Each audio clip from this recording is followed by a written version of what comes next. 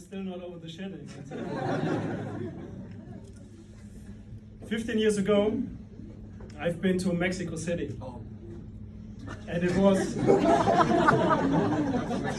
Mexico City, okay. Keep it in mind. It was a really sunny and nice day, you can imagine. And I was sitting on the balcony of my hotel room, and in the distance I saw a beautiful mountain, and it was smoking like a volcano. And it was an amazing picture, and I enjoyed this picture for some minutes. And afterwards I went down to the hotel lobby to ask the concierge. And I asked him, what's that beautiful mountain that I can see from my hotel balcony? And he looked at me if I was completely stupid, like, what's the guy telling me here? And he said, that's no mountain, sir, that's rubbish. And I asked him, rubbish? Yeah, it's rubbish. Go take a look. And I thought, okay, rubbish or not, let's explore this mysterious mountain. In the afternoon, and it was hot, I was sweating like hell, I went to the mountain. And it was like 1 kilometer away, and the nearer I come, the hotter it got.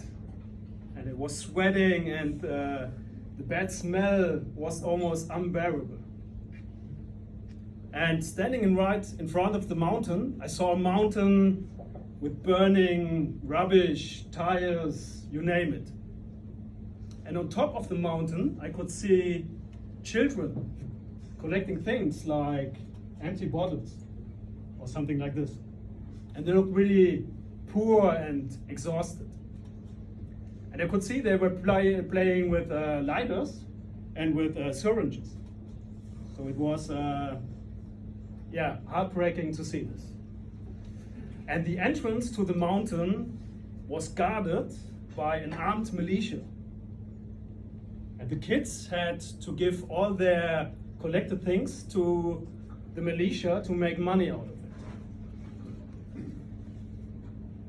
I was wondering what this mountain was, but because of this armed militia, I thought, okay, I will come back on another day.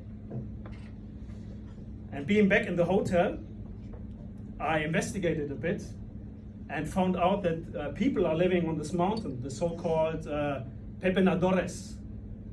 And they are living from collecting things like empty bottles, and they are so poor that they are picking up the leftovers and have to eat them sometimes. So I thought, how could I help these children, these people? But there was a huge problem, the armed militia.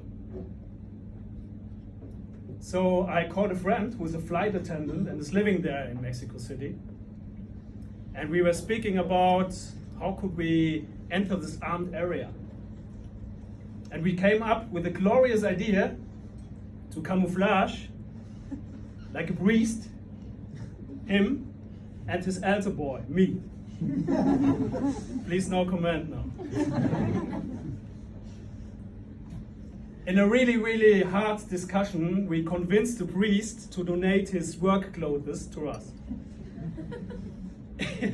And when the first time we looked into the mirror being camouflaged as a priest and his altar boy, we almost died laughing. 5 days later, we went to the mountain together. It was a really hot day, as every time in Mexico City. And we were sweating, and tons of drops of sweat ran down our bodies into our costumes. And again, the bad smell, it was so terrible that we almost threw up. Then we got to the mountain, and in front of the mountain was this armed militia. And we went to the armed militia and told them in Spanish that we want to bless these poor children.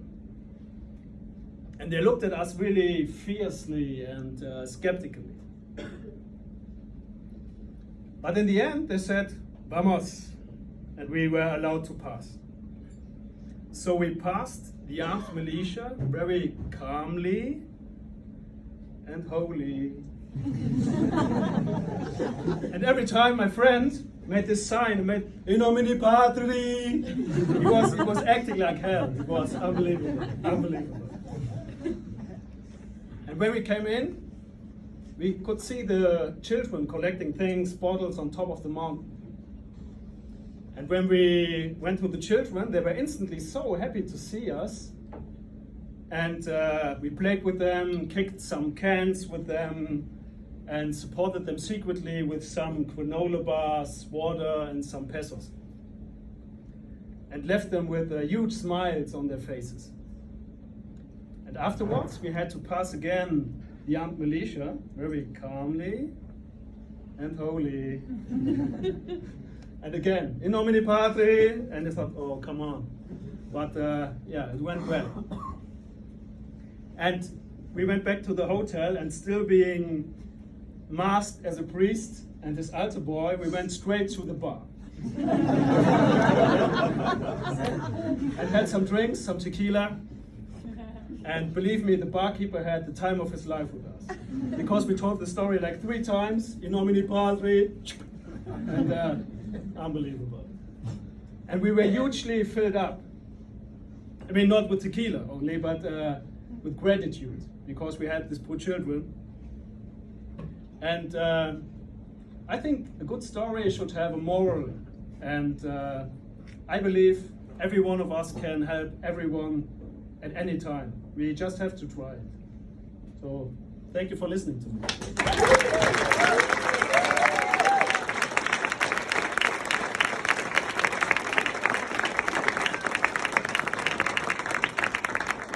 Give it up for Mario!